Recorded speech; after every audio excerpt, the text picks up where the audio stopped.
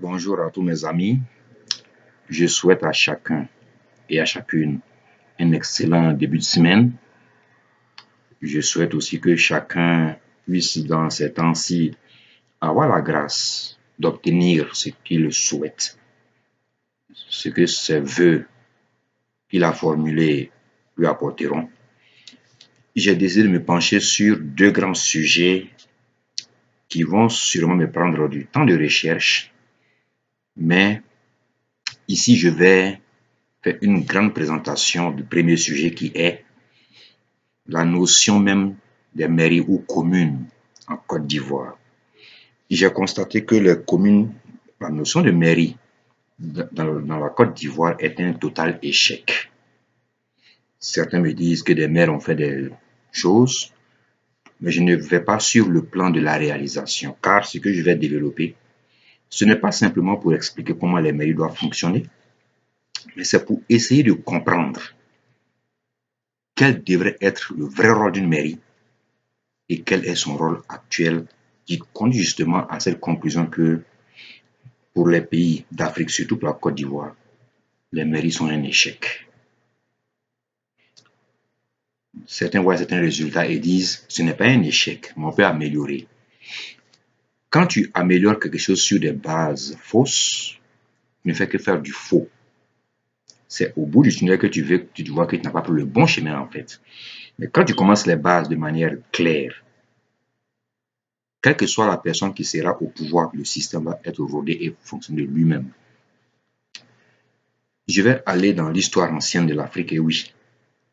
Car ce que nous on appelle aujourd'hui mairie sont des entités qui ont existé dans l'Afrique antique. Ce n'est pas une trouvaille nouvelle, c'est le nom qui a changé. L'idée générale que nous avons des mairies existait déjà très longtemps.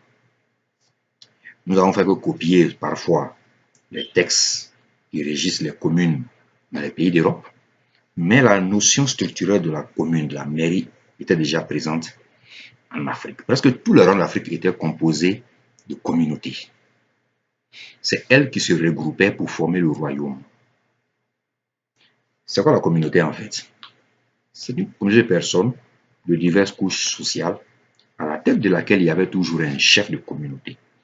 Et quand les communautés se regroupaient pour faire un royaume, chaque chef était membre de la cour royale, qu'ils appellent souvent les conseillers du roi, les notables.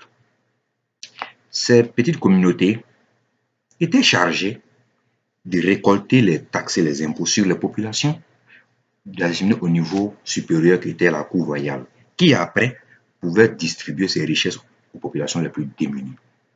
On voit donc bien que la notion de commune, l'esprit de commune était déjà dans nos systèmes traditionnels. Mais la rupture de la colonisation nous a fait oublier cela et a fait mettre au placard notre esprit la commune, qui était la vraie commune dans l'époque, et on a installé les communes type de modèle européen. Quand on appelle le pouvoir politique à la méthode occidentale, on s'est vite confronté à un dérèglement de notre système culturel et social. Les chaînes de respect et de commandement ont été fortement modifiées selon le colon, le colonisateur, qui parfois se servait de certaines structures traditionnelles pour jouer contre les mentalités africaines. On est dans ce piège, malheureusement. Allons donc le cas de la Côte d'Ivoire. En 80, Foubani, par son âme, décide de lancer les premières élections au niveau des communes pour 85. Après avoir fini d'échanger le président de l'Assemblée nationale pour mettre Henri Konan Bédié et mettre un peu au garage son ami de toujours, Philippe Yassé, il décide de créer des communes où les maires seront élus. Le premier motif qu'il nous a avancé publiquement était le motif-ci. C'était que la Côte d'Ivoire était un pays démocratique et que les élections se faisaient sans avoir la caution du parti PDC-RDA et que donc des gens pouvaient être de manière indépendante se présenter à ces élections-là. Ça, c'est la version officielle, la raison officielle. Mais la raison seconde, la vraie. En 82, déjà, Oufou était confronté à ce qu'il a fait appeler rééchange de dette extérieure. Les cours du cacao et du café ont drastiquement chuté dans les 84 suite à une grande sécheresse en Côte d'Ivoire à cette époque qui a poussé le pays à ne pas pouvoir honorer ses dettes extérieures. Il s'est donc trouvé devant une sorte de poussée et on lui a reproché trop de gabegie au niveau de son gouvernement. Il a donc conclu qu'il réduise le train de vie de l'État déjà. Mais lui, il s'est braqué en disant que ce sont les spéculateurs qui sont à la base de la chute du cacao. Il a peut-être ses raisons. Mais quoi qu'il en soit, pour éviter des conflits internes au PDCI en débarquant des gens, juste pour dégreffer un peu le gouvernement, il a trouvé l'idée ingénieuse de créer les communes, c'est-à-dire des entités où ses proches pourront aller se reposer en toute quiétude et continuer à jouir des avantages de l'État.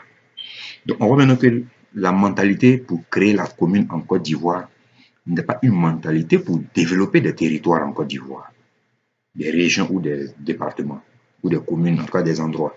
C'était plutôt pour trouver une sorte de garage doré pour ce qu'on devait mettre de côté pour alléger les charges de l'État. Donc vous allez voir que les premières élections ont fait mettre beaucoup de personnes, ministres, députés, maires en même temps. En 87-88, Laurent Gbagbo revient de son exil par là en 88 et commence donc à faire les premières réunions pour enrôler dans son parti politique beaucoup d'Ivoiriens qui sont suivis par son discours de décentralisation. Donc il fait la réplique à Gbagbo en disant que lui a commencé à décentraliser avant Gbagbo n'arrive puisque déjà on votait les maires donc pour avoir un développement interne, local, alors que ce n'était pas ça. Par conséquent, l'État s'est comporté avec les mairies comme avec des fonctionnaires. Vous savez que vous verrez, nos maires ont toujours l'esprit de fonctionnaire en fait. Alors que la mairie, comme dans le temps ancien en Afrique, n'est pas des notions de fonctionnariat, mais plutôt des notions de développement. Parce que la communauté compétissait dans le royaume pour être la meilleure communauté à chaque fois, pour attirer le plus de personnes à venir vivre. Donc, quand Gbagbo parle de décentralisation en créant les départements, les régions et les communes, il veut dévancer donc l'histoire en modifiant les lois sur les communes pour 90. On voit donc bien que on est parti sur une base de la commune est un centre de retraite doré pour ses compagnons, à maintenant une entité d'État qui est au service du peuple. Dès lors que la base de définition a été faussée, on a ce qu'on a aujourd'hui, c'est-à-dire des communes qui n'apportent plus rien aux populations, qui sont hyper en nombre important et parfois qui servent, comme on le dit, de garage pour certaines personnes. Ça, c'est la première partie de ce qu'on va développer tout au long de ce thème, car c'est un thème important. Si la mairie n'est pas vue comme un élément, un outil de développement local, alors son rôle devient caduc. Donc, l'idéal serait donc de faire table rase sur tout ce qui est commune aujourd'hui, de nous-mêmes se dire en tant qu'Ivoiriens, qu'est-ce que nous voulons comme développement pour la population? Voulons-nous un développement qui passe par des votes de maire et de conseil municipal ou voulons-nous créer autre chose qui sera beaucoup plus efficace pour les populations?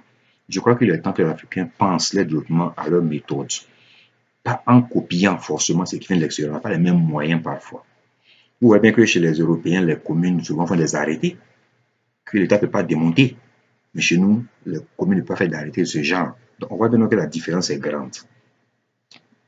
On a déjà appris qu'en 2014, le gouvernement a supprimé plus de 1500 communes qui avaient été créées. Et le motif qu'ils ont avancé, c'est un problème de budget d'argent. Vous voyez donc que bien, les communes sont des entités administratives de la fonction publique de l'État. Or, ça devait être le contraire si les communes veulent être au service de la population. On a supprimé aussi les communes parce que, la seconde raison, certaines communes ont été submergées par les départements et les sous-préfectures qui ont été créées aussi. On voit donc bien qu'on revient au même schéma. On n'a jamais séparé la gestion communale pour le peuple de la gestion financière de l'État pour l'État. C'est la même entité. Or, moi, je trouve que c'est cette façon de voir qui fait que les communes sont un échec pour la Côte d'Ivoire.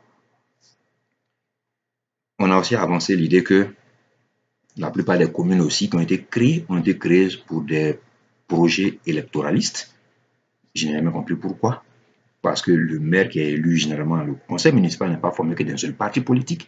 Et si vraiment la commune est au service du peuple comme on l'entend, donc on n'a plus besoin de se confronter à des idées de en disant que c'est des découpages faits pour les élections, puisque le maire, une fois élu, est au-dessus de tous les partis, est au service du peuple. On voit donc bien que la mentalité des dirigeants par rapport aux communes, pour les communes, n'est pas liée à son rôle réel, mais au fait que c'est des prolongements de l'administration publique, donc du pouvoir d'État.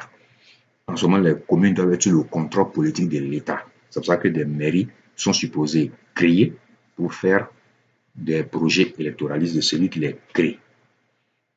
Je vais m'arrêter là, car la prochaine vidéo sera sur comment je compte donc expliquer ce qu'il faut faire les communes, comment elles doivent obtenir le financement et dans quoi elles doivent les dépenser. Je crois à mon humble avis que ma proposition reflète plus les réalités africaines que l'importation des idéologies européennes. Merci et bonne semaine à tous. Que Dieu nous garde.